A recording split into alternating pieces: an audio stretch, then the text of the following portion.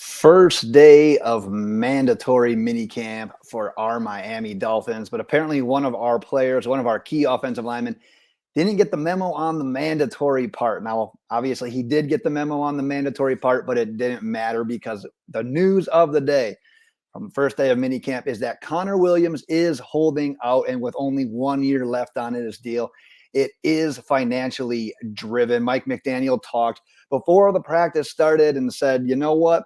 Zach Sealer wasn't available at OTAs. He is here for minicamp. Connor Williams was not available for OTAs. He is not here. And like I said, Connor Williams has 1 year left on his deal. And if you think about what he's kind of working with here, 1 year left on his deal, comes in from Dallas after playing those 4 years at left guard at a pretty high level. He comes in, moves over to center, shows position versatility, and does really damn well at center. And if you think about the Dolphins' offensive line, you're set at left tackle with Armstead, you're set at right guard with Hunt, and you're set at center with Connor Williams. Now you've got three main cogs, and you've got two question marks. Question marks obviously being left guard, right tackle. So you never want to say it's a perfect time for someone to hold out, but man, Connor Williams has a couple of bargaining chips here. He's kind of got, I don't want to say the team by the cojones, but at the end of the day, he does have some bargaining power because when you got three of your five positions solidified, take away one of those, well, now you got less than half of your offensive line positions solidified. Maybe that's why we saw a little bit of cross training with Liam Eichenberg in the OTAs, where he was playing a little bit of center as well. But the news that I'm hearing as well, what I've been told, is that this isn't sitting well with some of the players on the team, some of the team leaders. And no, these guys never want to get in the way of people and their financial, the people and their money. That's never the case. They always want their guys to get paid. But man, this team is tight. This team knows how special it can be. And what's kind of contagious? Winning is contagious. And who's doing a lot of winning right now? South Florida. So they might not come out and say that's a motivating factor, but man, they're next in line. You know the Dolphins want to win. And these team leaders are saying, you know what? Fall in line. Play the game. Let's get to practice. Let's perform. And they're kind of seeing this from Connor Williams as being a little bit selfish. Like I said, they want him to get paid. He's got some bargaining chips. He's got 1 year left on the deal. So it's probably strategically a good time for him to hold out, but definitely something for us to monitor because us as fans, we want him there. The teammates, they want him there. They know how important he is with the position versatility, with how good he was playing as center. And I've spent probably too long just talking about one player from today's practice. I want to get to the bulk of everything, but that is 100% the news from the day, like the biggest thing. Because speaking of attendance, obviously Connor Williams wasn't there. Cedric Obuehi, Jaron Christian, and Braylon Sanders not spotted by the media at practice. And then those that were spotted but not practicing included Teron Armstead, Channing Tindall, Jaylen Phillips, Brandon Jones, Nick Needham, and Trill Williams. But like I said, on the field action, who was there? Well, QB1 got orange jersey for the first time this offseason. As you know, orange jersey goes to the top practice performer from the practice before. So that goes back to last week, Friday. And in Tua's first throw of 11-on-11 action, it's what we saw all of last year. Over the middle to Jaylen Waddle, and then he later had a notable throw to Durham Smythe over the middle for 20 yards as well. And I want to talk about that for a second because we've talked in the comments of some previous videos about what we're looking forward to in these mini camp practices. And people brought up the idea of like, can a tight end emerge? Are we going to see a tight end's name in the receiving notable plays? And guess what? We got a Durham Smythe one here. And in a little bit, we're going to talk about another guy as well. So not that it's necessarily music to our ears, but at least we're seeing a player from the tight end position step up and make a couple of plays. Speaking of quarterback, a couple of notable plays from Skylar Thompson, especially in comparison to Mike White. It's early in the offseason.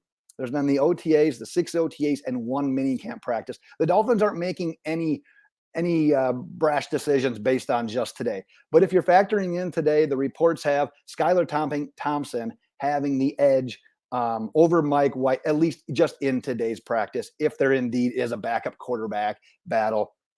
Sports Illustrated put out their players that stood out from today's practice.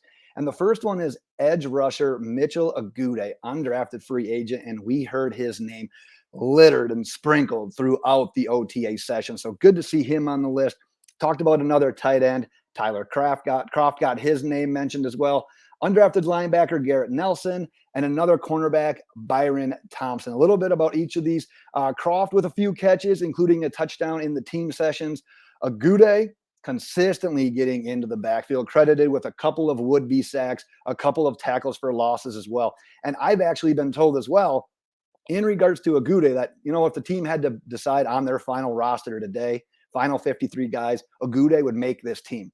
Now, there's a lot of offseason left. We'll see how it plays out. But, man, could we have potentially got another diamond in the rough, another one of these undrafted free agents? We got spoiled last year with Kader Kohu, not only just sticking on the team, but coming in and playing his ass off and earning playing time and really looking like a guy that we can count on moving forward with these meaningful snaps.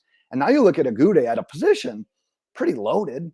We got Malik Reed that we brought in. We got Jaylen Phillips. We got Bradley Chubb. We've got some guys at this position. So it's going to be tough for Agude as an undrafted free agent to come in and make a name for himself. But so far, he's getting it done. Talked about Nelson. He's credited with a couple of tackles for losses.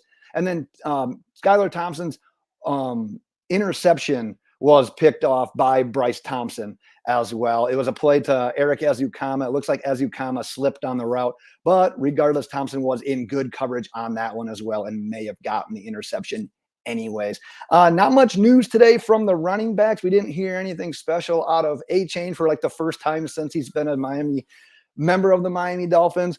However, Raheem Mostert was noted with a nice catch on a short throw from Tua, a ball that Tua probably wishes he could have back. It wasn't really on the money, but a nice catch by Raheem Mostert.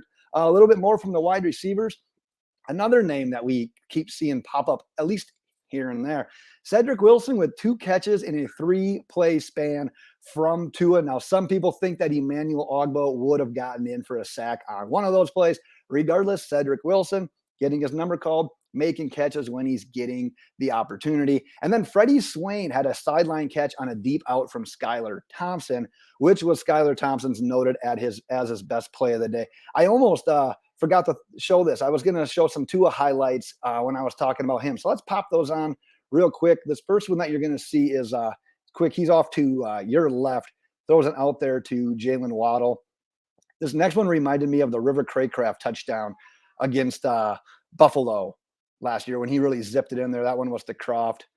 This one looks up, comes back over the middle, and then the last one is very, very quick. But at least we got a little bit of throw and catch from our highlights today. I mean, it's not the most competitive football that we're going to get, but hey, it's June and we got 2 highlights. We're going to play them. We're going to make the most of them when given the opportunity.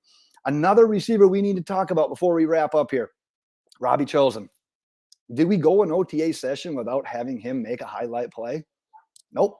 And guess what? Now that minicamp has started, it's the same, continuing, noted for more notable plays today, including numerous touchdowns in red zone work. And then defensively, a couple of nuggets. Malik Reed was credited with the sack and a run stuff. And then Travis Wingfield noted that it's basically rinse, wash, repeat in regards to Christian Wilkins, another guy who definitely wants to get a deal done. However, Christian Wilkins is on the field letting his play talk for him and say, you know what, pay me, because it's more pressure on the quarterback. It's more tackles for losses. It's more run stuff. It was the same for him over and over. I think Wingfield said basically, we don't even need to say it anymore. It's just become the norm for Christian Wilkins at these practices. We saw it all of last year, and it bled perfectly into the season. And now we're seeing it again already in May and June of these minicamp OTA practices as well. But that is what we have for today, Dolphins fans. Like I've said in the past, stay tuned. We'll be recapping every single practice that is available to the media. Let's hear your thoughts as well. Any thoughts you have on Connor Williams, on the Dolphins, on players reported on, go ahead, drop them in the comments. But until next time, Dolphins fans, fins up.